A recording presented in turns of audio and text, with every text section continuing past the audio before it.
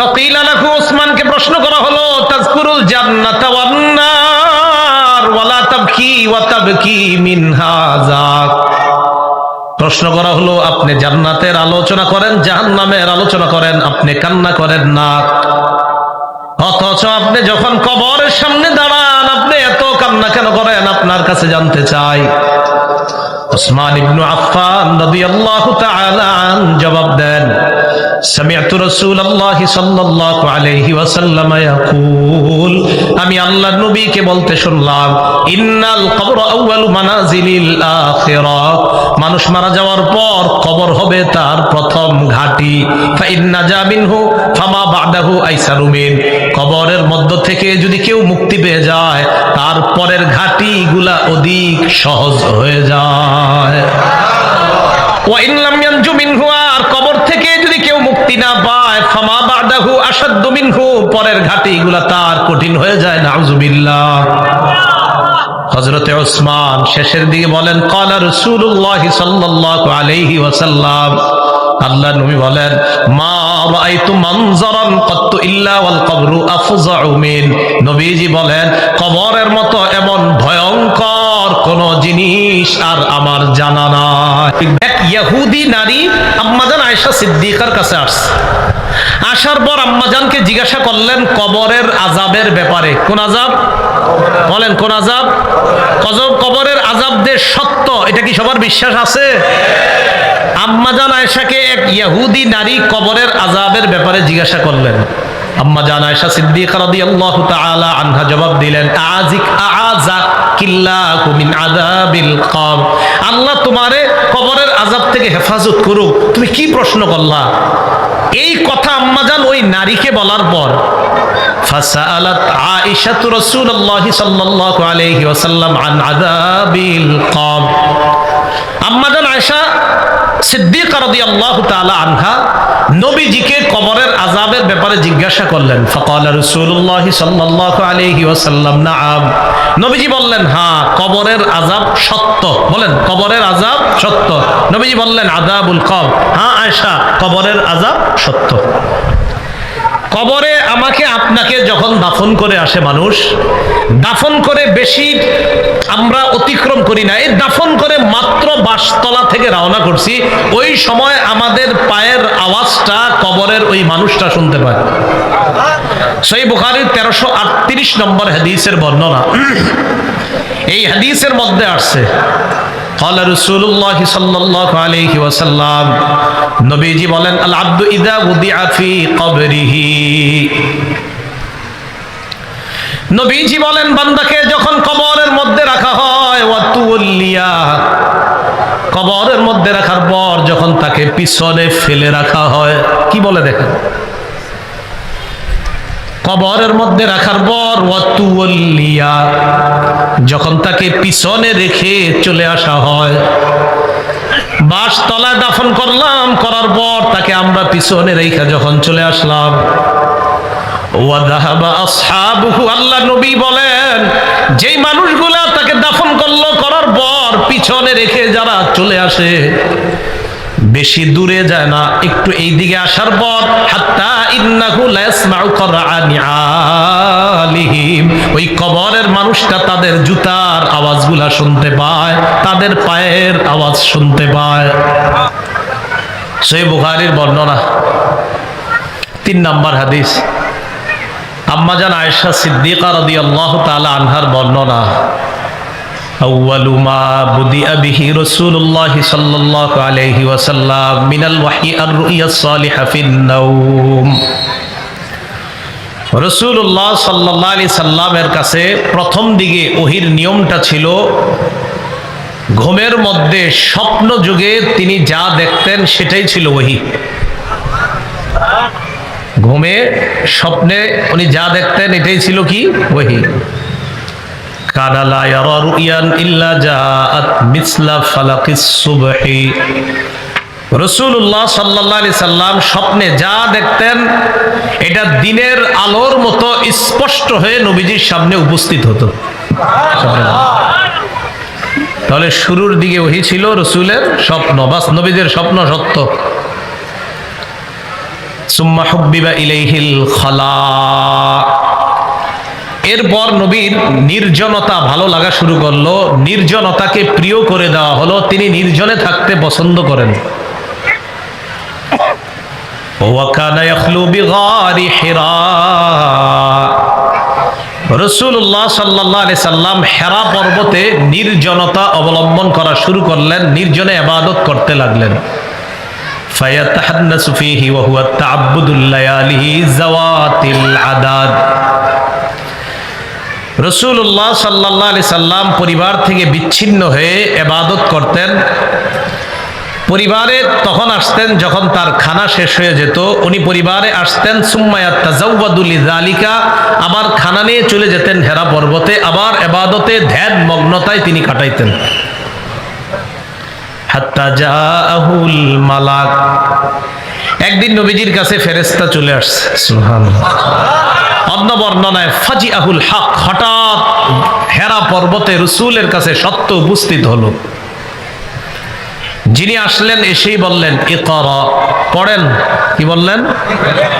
এখন দেখেন এই যে ইকরা যিনি বললেন নবীজিকে, ইকরাটা কোন জায়গার আয়াত বলেন? কোথার আয়াত? তাহলে কোরআনের প্রথম ইকরা প্রমাণ করতে হলে হাদিস লাগে।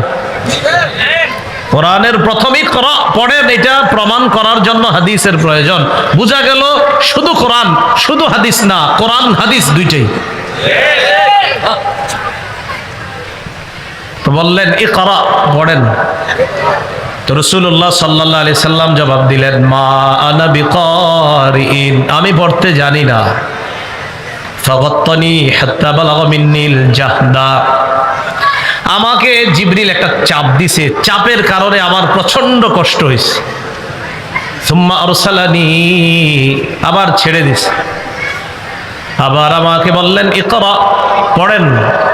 আমি বললাম মা আনা বিকারিন, আমি পড়তে জানি না।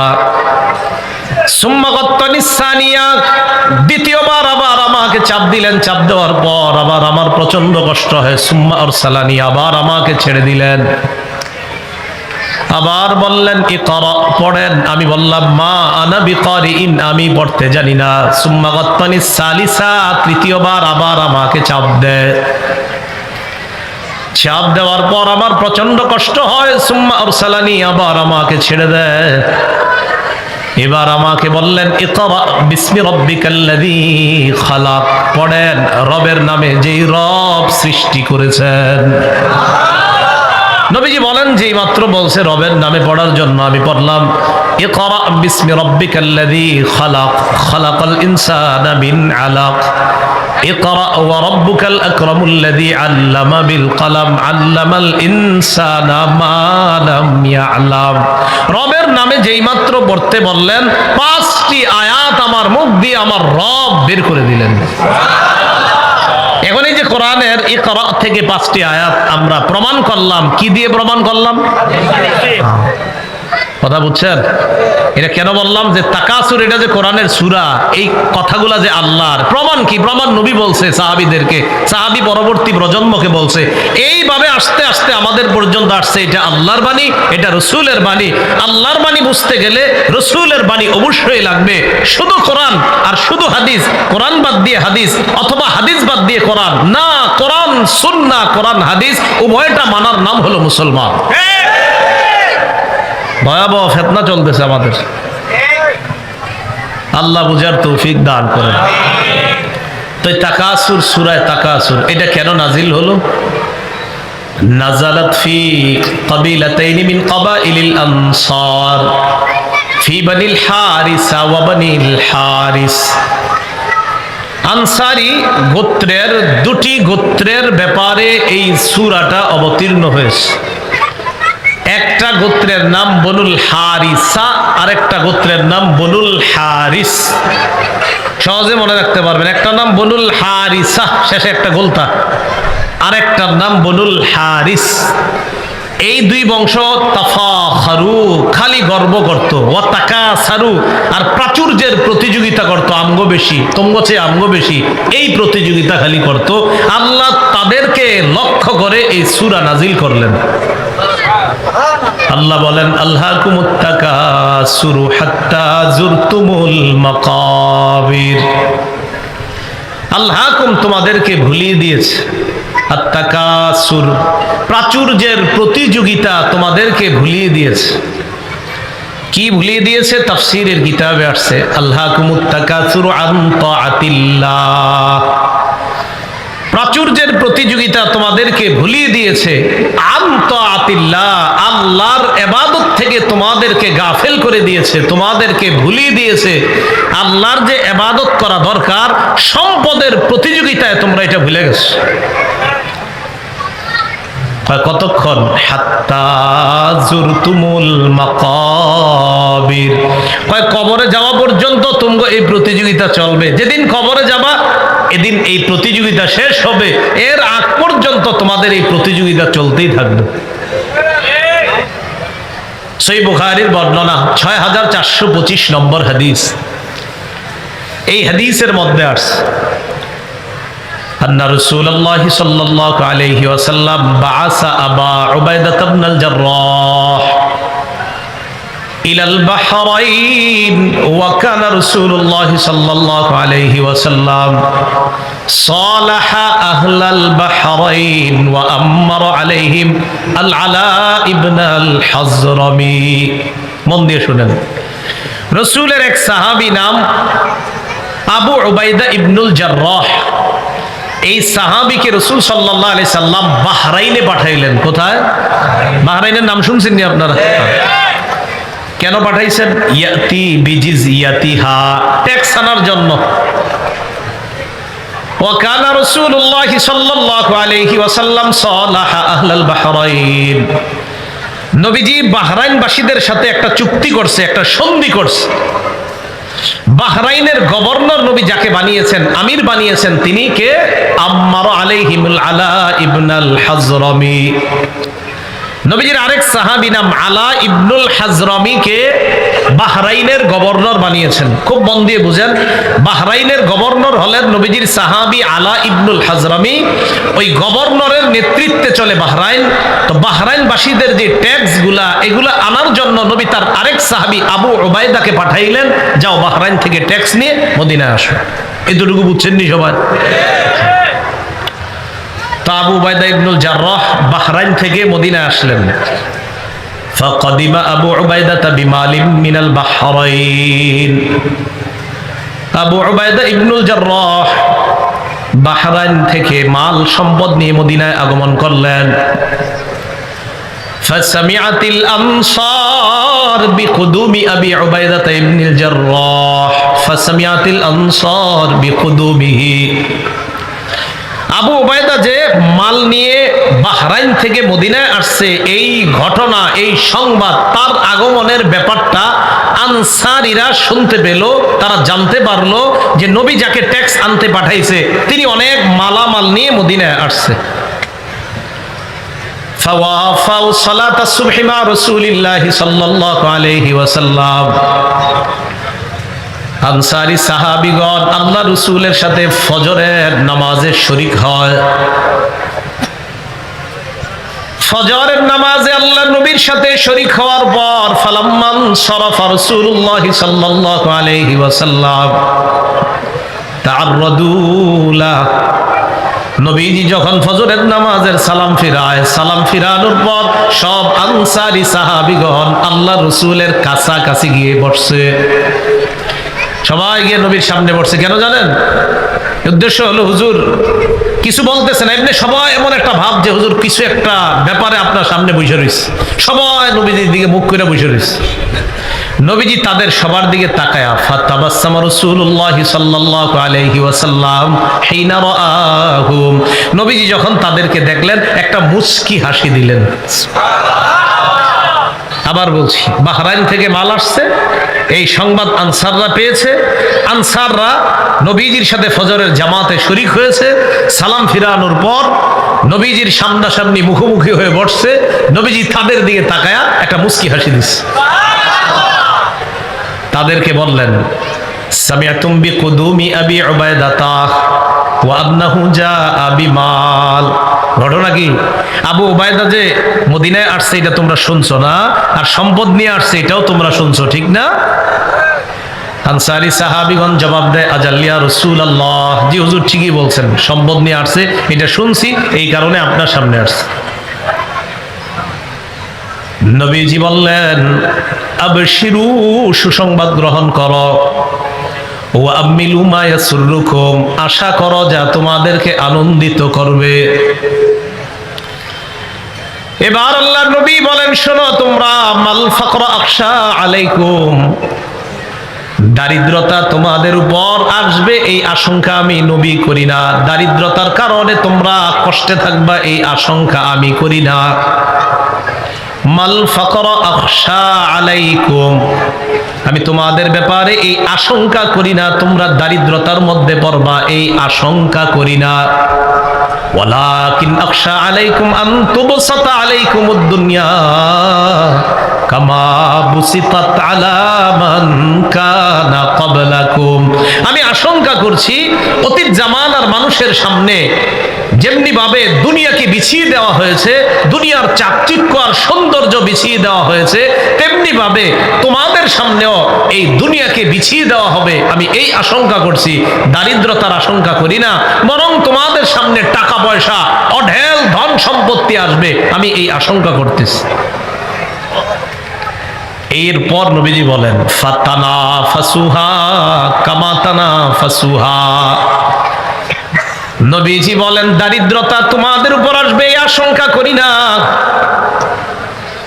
দুনিয়া তোমাদের উপর বিছিয়ে দেওয়া হবে, তোমাদের সামনে ওইভাবে বিছিয়ে দেওয়া হবে যেমন অতীত জামানার মানুষের সামনে দুনিয়া বিছিয়ে দেওয়া হয়েছে। এরপর দুনিয়া পাওয়ার জন্য তোমরা প্রতিযোগিতা করবা, যেইভাবে আগের জামানার মানুষগুলা দুনিয়া পাওয়ার জন্য প্রতিযোগিতা করত।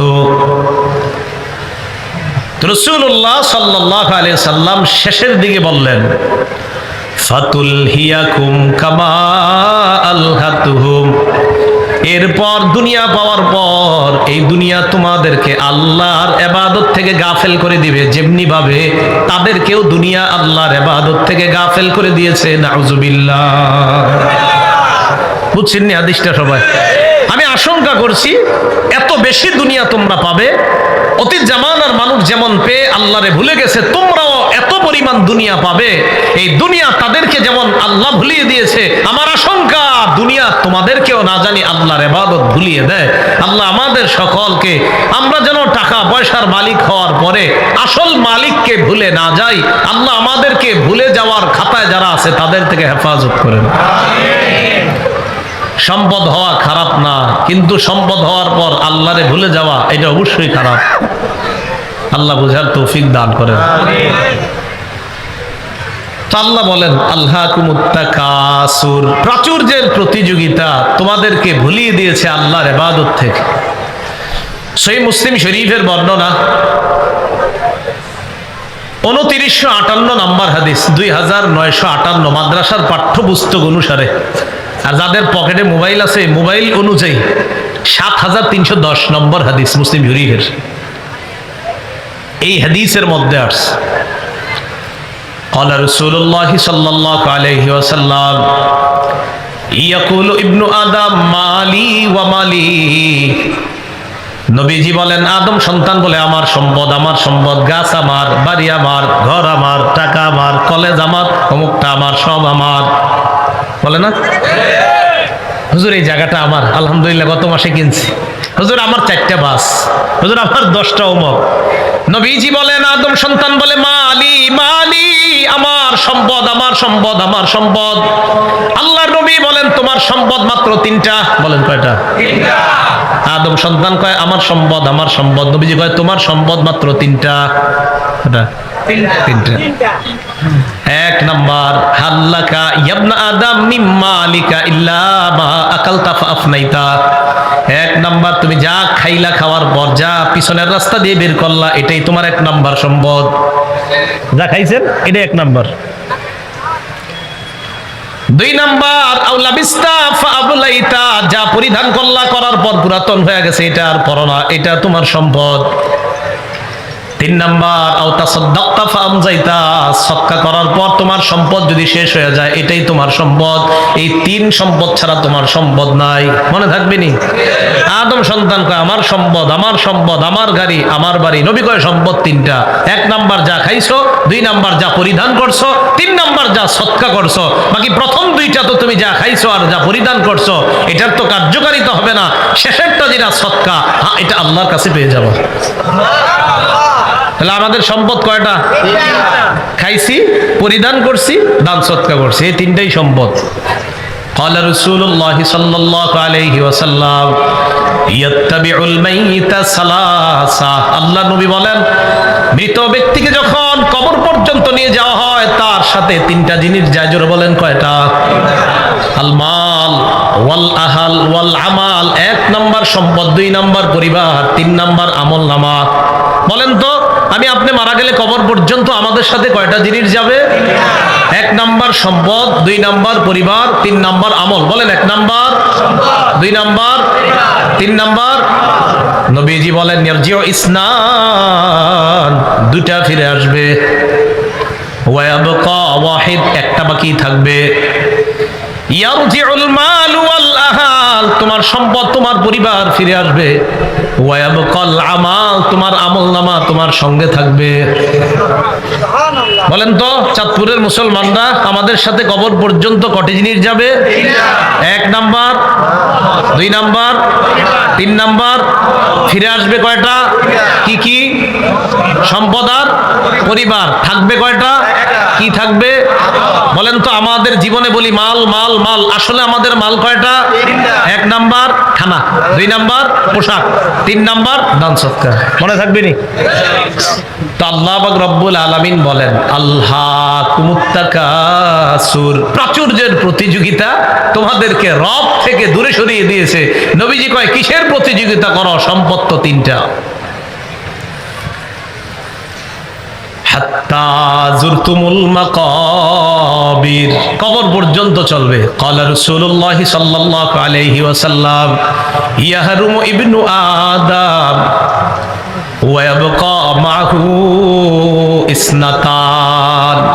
নবীজি বলেন আদম সন্তানের বয়স বাড়ে, ওয়া তাবকা মাহু ইসনাতান, দুইটা জিনিস তার বয়স বাড়ার পাশাপাশি দুইটা জিনিস তার স্থায়িত্ব আরো বাড়ে। মানুষের বয়স যত বাড়ে দুইটা জিনিসের তার স্থায়িত্ব তত বাড়ে। আরো সুন্দরভাবে বলি, মানুষের বয়স যত বাড়তে থাকে দুইটা জিনিসের লোভ তত বাড়তে থাকে। কয়টা? দুইটা। এক নাম্বার আল মাল, সম্পদের লোভ। দুই নাম্বার অতুলিল আমাল, লম্বা আশা। এই দুইটা জিনিস বাড়তে থাকে। তো রাসূলুল্লাহ সাল্লাল্লাহু আলাইহি সাল্লাম বলেন মানুষ যত বয়স বাড়ে তার দুইটা জিনিস তত এটার প্রতি আগ্রহ বাড়তে থাকে। এক নাম্বার সম্পদ, দুই নাম্বার লম্বা আশা, এগুলার প্রতি তার আগ্রহ বাড়তে থাকে। আল্লাহ আমাদের সকলকে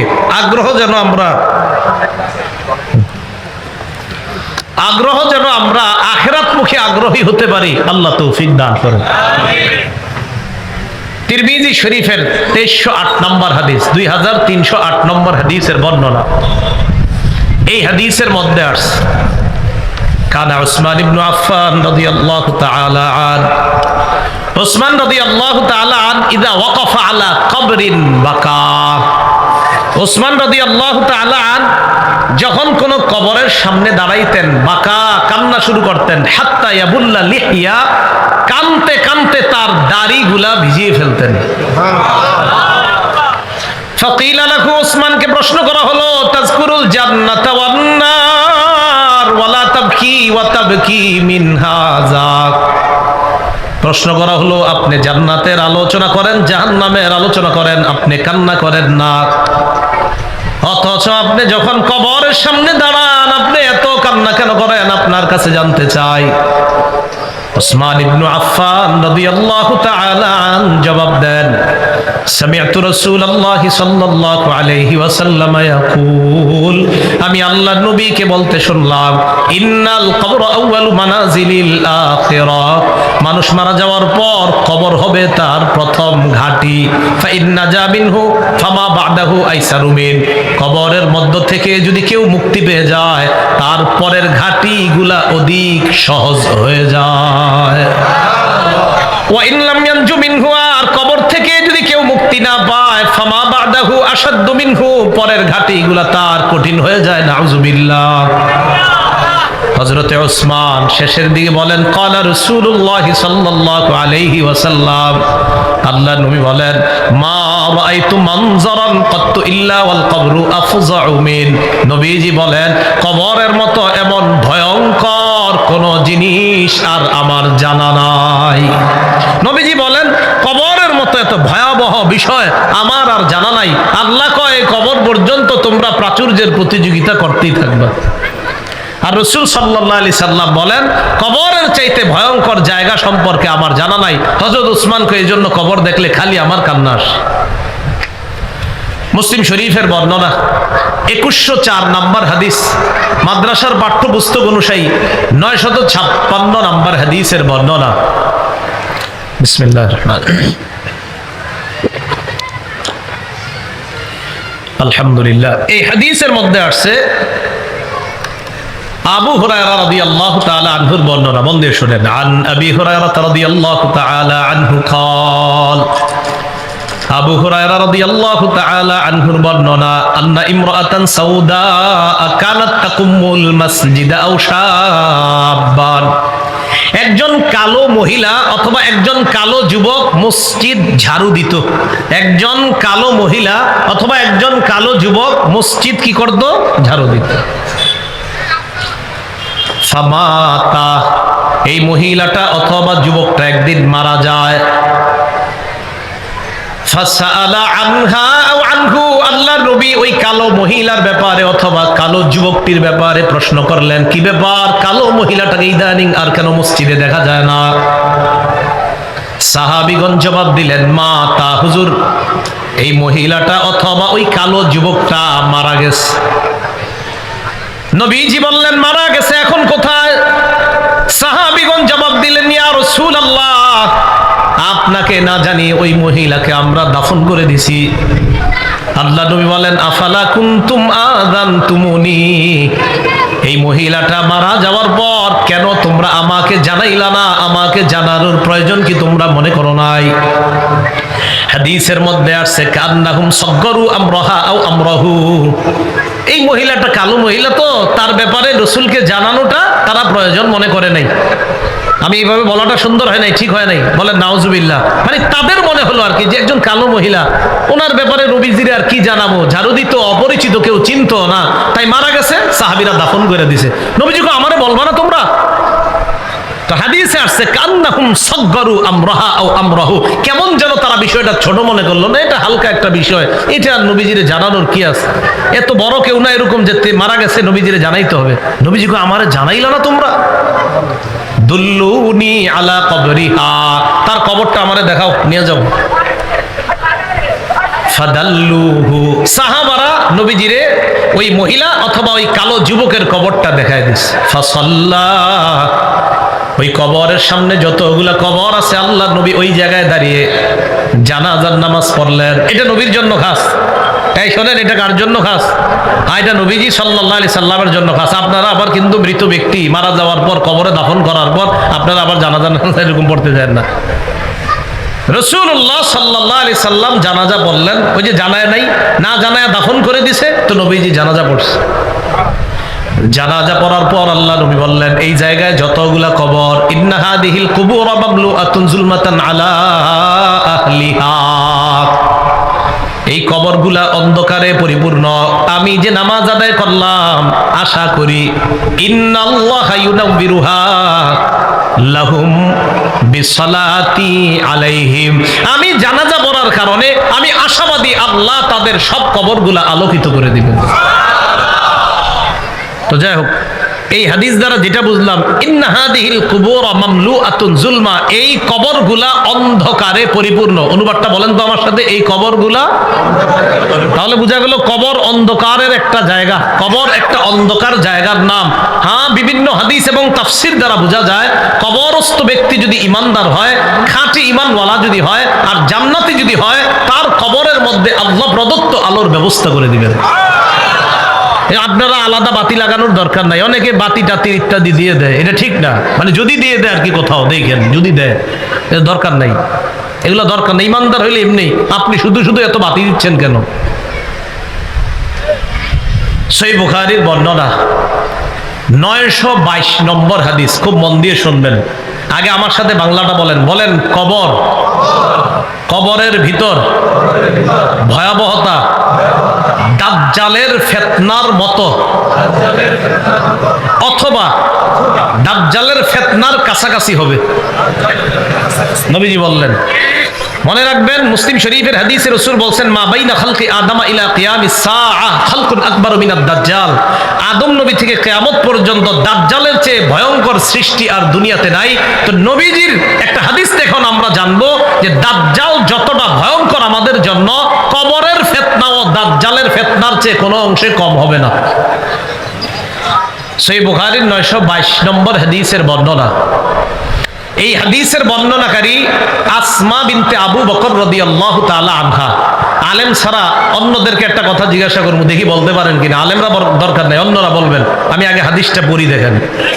আন আসমা বিনতে আবি বকরিন সিদ্দিক রাদিয়াল্লাহু তাআলা আনহা দাখালতু আলা আয়েশা সিদ্দিকাহ রাদিয়াল্লাহু তাআলা আনহা। অনুবাদ করার পর আলেম ছাড়া অন্যদেরকে একটা কথা জিজ্ঞাসা করলে দেখি আপনারা জবাব দিবেন। আসমা বিনতে আবু বকর, দেখেন কি বলছি, আসমা বিনতে আবু বকর, আবু বকর সিদ্দিক রাদিয়াল্লাহু তাআলা আনহুর কন্যা আসমা বলেন, আমি আয়েশার কাছে প্রবেশ করলাম। আয়েশা আসমার কি হয় সম্পর্কে? আপনি বললেন বোন, আপনি ও আচ্ছা আচ্ছা আচ্ছা আচ্ছা, ঠিক আছে। কি হয়?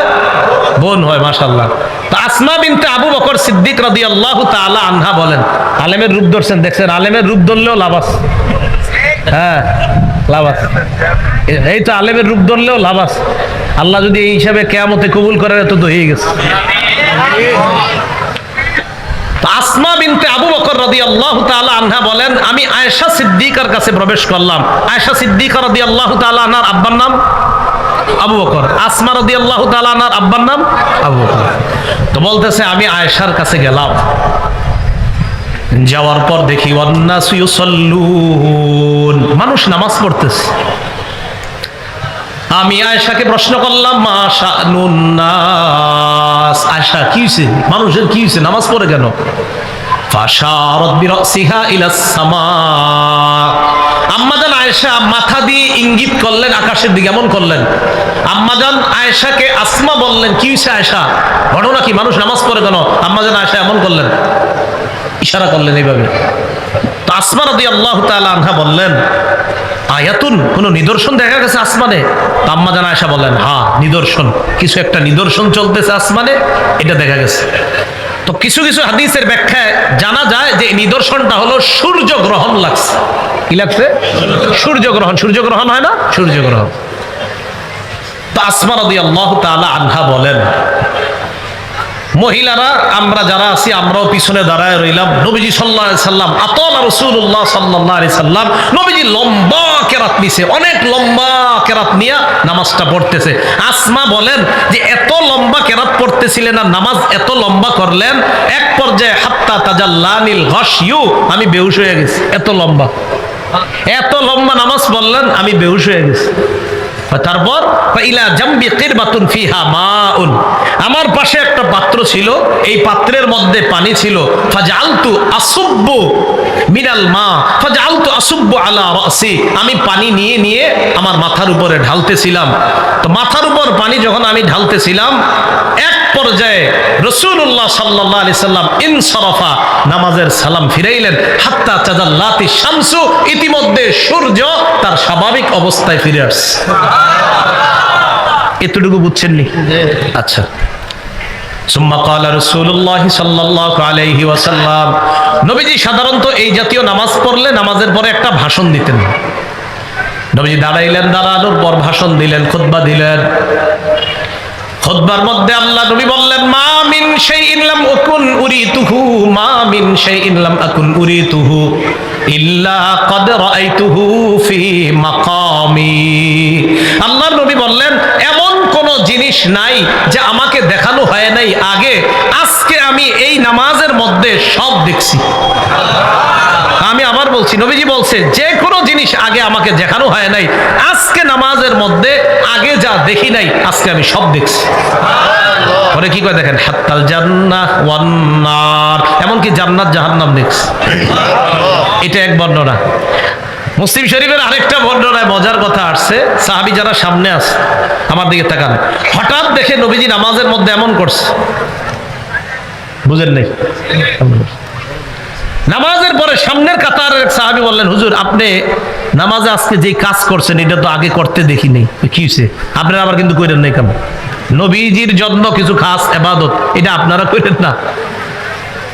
তো নবীজি বললেন, আমি যখন এমন করছি, আমি জান্নাতের আঙ্গুরের ছড়ি দেখছি, ওইটা আমি ধরতে চাইছি। যদি একটা ছড়ি আনতে পারতাম তাহলে তোমরা যতদিন দুনিয়াতে থাকতা খাইতে পারতাম।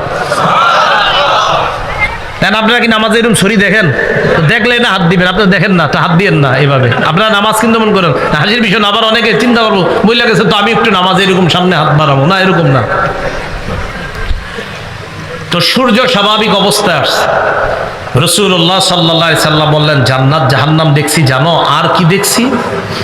আন্নাহু কদ উহিয়া ইলাইয়া, আমাকে জানানো হয়েছে, আন্নাকুম তুফতানুনা ফিল কুবুর মিসলা আও করিবা মিন ফিতনাতিদ দাজ্জাল। নবীজি বলেন, আমাকে জানানো হয়েছে ওহীর মাধ্যমে, কবরের মধ্যে তোমাদেরকে ফিতনায় ফেলানো হবে।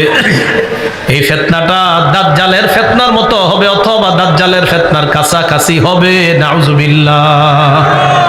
তো ফিতনা যদি দাজ্জালেরটা হয়ে যায় কবরে, তাহলে তো খবর আছে। আল্লাহ আমাদেরকে হেফাজত করেন। তাহলে কবর অন্ধকার হবে, কবরের মধ্যে দাজ্জালের মতো ফিতনার মধ্যে পড়া লাগতে পারে। আল্লাহ হেফাজত করেন। তো এটাই বলতেছিলেন, আল্লাহ প্রাচুর্যের প্রতিযোগিতা চালাইতে থাকবা কতদিন জানো? কবরে না যাওয়া পর্যন্ত। বুখারী শরীফের বর্ণনা 1372 নম্বর হাদিস। এই হাদিসের বর্ণনাকারী আম্মাজান আয়েশা সিদ্দিকা রাদিয়াল্লাহু তাআলা আনহা, তিনি বলেন, আন্না ইয়াহুদিয়াতান দাখালাত আলা আয়েশা রাদিয়াল্লাহু তাআলা আনহা, এক ইহুদি নারী আম্মাজান আয়েশা সিদ্দিকার কাছে আসছে। আসার পর আম্মাজানকে জিজ্ঞাসা করলেন কবরের আযাবের ব্যাপারে। কোন আযাব? বলেন কোন আযাব? কবরের আযাব যে সত্য, এটা কি সবার বিশ্বাস আছে? আম্মাজান আয়েশাকে এক ইহুদি নারী কবরের আযাবের ব্যাপারে জিজ্ঞাসা করলেন।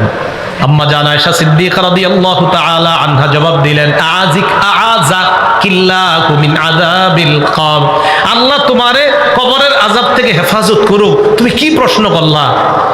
এই কথা আম্মাজান ওই নারীকে বলার পর ফাসাআলাত আয়েশা রাসূলুল্লাহ সাল্লাল্লাহু আলাইহি ওয়াসাল্লাম আন আযাবিল কবর। আম্মাজান আয়েশা সিদ্দিকা রাদিয়াল্লাহু তাআলা আনহা নবীজিকে কবরের আযাবের ব্যাপারে জিজ্ঞাসা করলেন। ফাকালা রাসূলুল্লাহ সাল্লাল্লাহু আলাইহি ওয়াসাল্লাম নাআম, নবীজি বললেন হ্যাঁ, কবরের আযাব সত্য। বলেন কবরের আযাব সত্য। নবীজি বললেন আযাবুল কবর, হ্যাঁ আয়েশা কবরের আযাব সত্য। কবরে আমাকে আপনাকে যখন দাফন করে আসে মানুষ, দাফন করে বেশি আমরা অতিক্রম করি না। এই দাফন করে মাত্র বাসতলা থেকে রওনা করছি, ওই সময় আমাদের পায়ের আওয়াজটা কবরের ওই মানুষটা শুনতে পায়। সহিহ বুখারীর 1338 নম্বর হাদিসের বর্ণনা।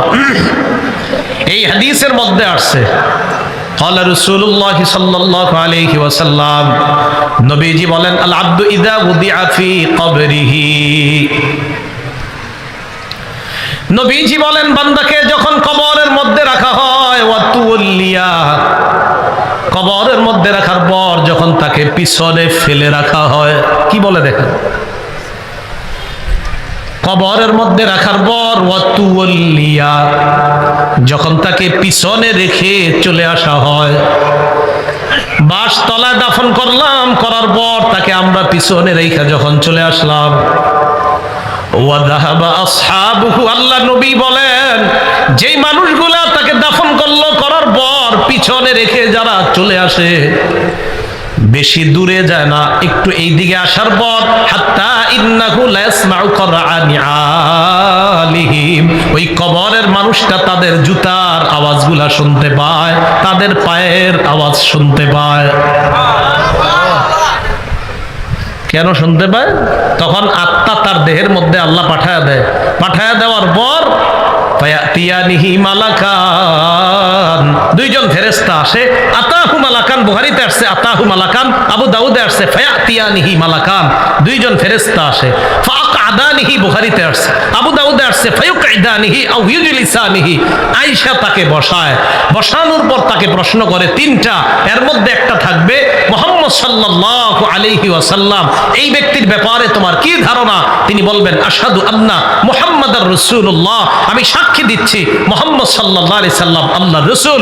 এরপর তাকে বলা হবে শোনো, উনজুর ইলা মাকআদিকা মিনান নার, এই বান্দা তুমি তোমার জাহান্নামের অংশটা দেখো। কিসের অংশ? দেখেন কি বলে, পুরাটা শেষে দেখো জাহান্নামের অংশ দেখো, মানে এই বান্দা যদি ইমানদার হয়, এরপর তাকে বলা হবে তুমি যেমন জাহান্নামের অংশটা দেখো তো, আসনটা। ওই ব্যক্তি তার জাহান্নামের আসনটা দেখবে, দেখার পর তাকে বলা হবে আবদালাকাল্লাহু মাকআদাম মিনাল জান্নাহ, তোমার এই জাহান্নামের আসনের পরিবর্তে পরিবর্তন করে আল্লাহ তোমাকে জান্নাতি আসন দান করছেন। তিন প্রশ্নের উত্তর যদি সঠিকভাবে দেওয়া হয়, তা আল্লাহ বলেন আলহাকুমুত তাকাসুর হাত্তা যুরতুমুল মাকাবির, কবর পর্যন্ত তোমাদের এই প্রতিযোগিতা চলতে থাকবে। পরে কি বলে দেখেন, কবরে রাখা হলো, কাল্লা সাউফা তা'লামুনা সুম্মা কাল্লা সাউফা তা'লামুন, তোমরা জানতে পারবে, অবশ্যই তোমরা জানতে পারবে।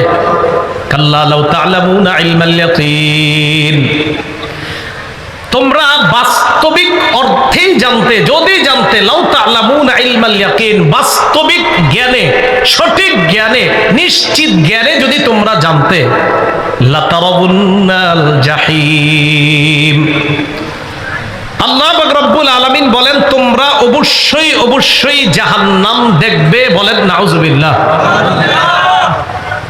সুম্মা লাতারাবুন্নাহা আইনাল ইয়াকিন, পরে আল্লাহ আবার গুরুত্ব দেয়, শোনো বাস্তবিক চোখেই জাহান্নাম দেখবা, বাস্তব চোখ দিয়ে তোমরা জাহান্নাম দেখবা।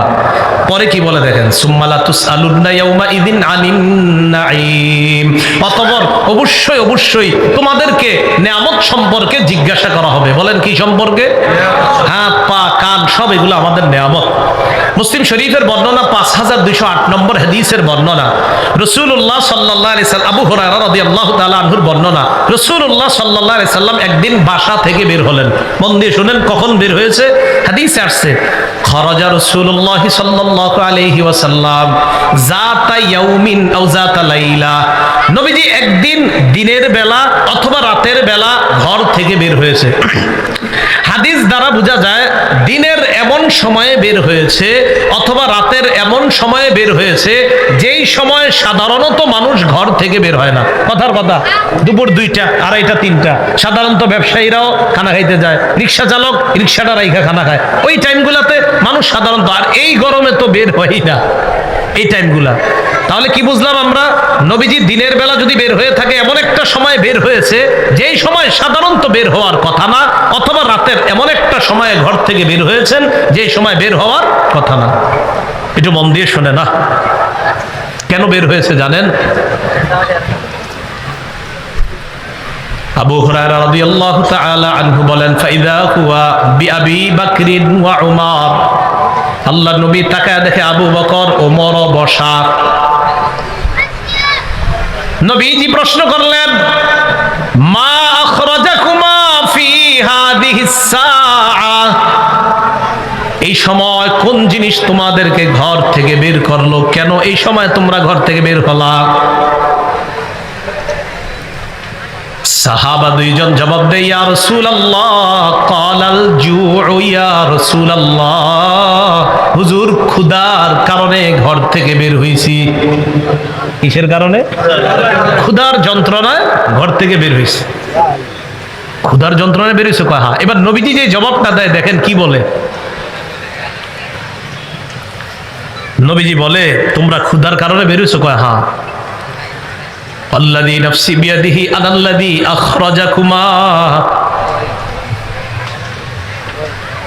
নবীজি বলেন আখরাজানি আল্লাযী আখরাজাকুমা, আল্লাহর কসম যেই ক্ষুধা তোমাদেরকে ঘর থেকে বের করে আনছেন ওই ক্ষুধা আমাকে বের করছে। তোমরা ক্ষুধার যন্ত্রণায় এই জায়গায় বসা, আমিও ক্ষুধার কারণে এই সময় এই জায়গায় আসলাম। নবীজি বললেন কুমু, চলো আমার সাথে ওঠো। ফাকামু মাহু, আল্লাহ নবীর সাথে সাহাবী দুইজন রওনা করলেন। ফাআতা রাজুলাম মিনাল আনসার, এক আনসারীর কাছে গেলেন। যাওয়ার পর ওয়ালাইসা ফি বাইতিহি, আনসারী সাহাবী বাড়িতে নাই। নবীজি এক আনসারী সাহাবীর বাড়িতে গেলেন। ফাইযা হুয়া লাইসা ফি বাইতিহি, তিনি ঘরে নাই, বাড়িতে নাই। বাড়ির ভিতর থেকে রাতুল মারআ, আনসারীর বিবি রাসূলকে দেখে ফেলছে। ভিতর থেকে ওই নারী বলতেছে মারহাবান আহলান, স্বাগতম স্বাগতম, বাসায় আসেন আপনারা। নারী ভিতর থেকে বললেন। নবীজি ভিতরে গেলেন। যাওয়ার পর নবীজি প্রশ্ন করলেন আইনা ফুলান, অমুকে কোথায়, মানে তোমার স্বামী কোথায়? তো নারী জবাব দিলেন যাহাবা ইস্তাযিবু লানা মিনাল মা, হুজুর তিনি বাহিরে গেছে, আমাদের জন্য মিষ্টি পানি আনার জন্য গেছে। নবীজি অপেক্ষা করতে লাগলেন। ইতিমধ্যে আনসারী সাহাবী বাসায় আসছে। দেখেন এই জায়গাটা মন দিয়ে শোনেন কি বলে।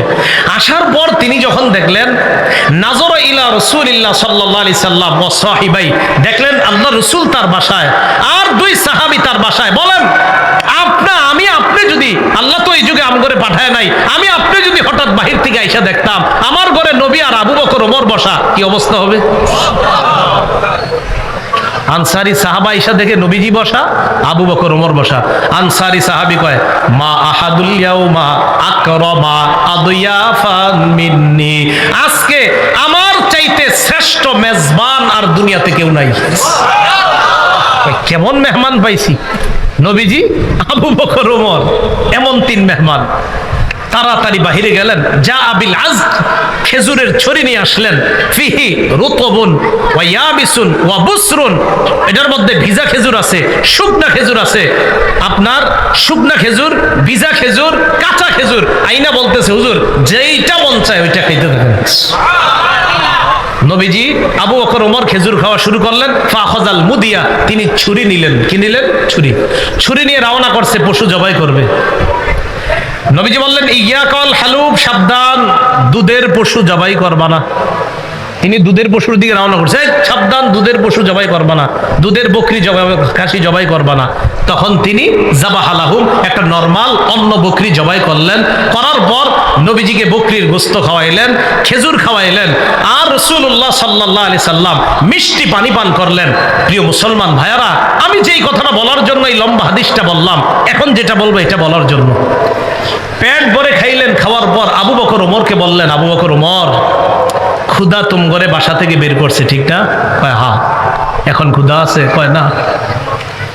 ক্ষুধা মিটে গেছে না? কয় হ্যাঁ মিটে গেছে। নবীজি বললেন লাতুসআলুন্না আন হাযা ইয়াউমাল কিয়ামা, এই যে খাইলা, এই যে খাবারটা খাইলা না, এই খাবারটার ব্যাপারেও কিয়ামতের মাঠে জিজ্ঞাসা করা হবে। সুম্মা লাতুসআলুন্না ইয়াউমা ইযিন আনিন নাঈম, আল্লাহ বলেন অবশ্যই তোমাদেরকে নিয়ামত, প্রত্যেকটা নিয়ামতের ব্যাপারে জিজ্ঞাসা করা হবে। তাহলে আল্লাহর কোন নিয়ামতের অশুকরিয়া আদায় করব আমরা কখনো? আমরা সব নিয়ামতের শুকরিয়া আদায় করি।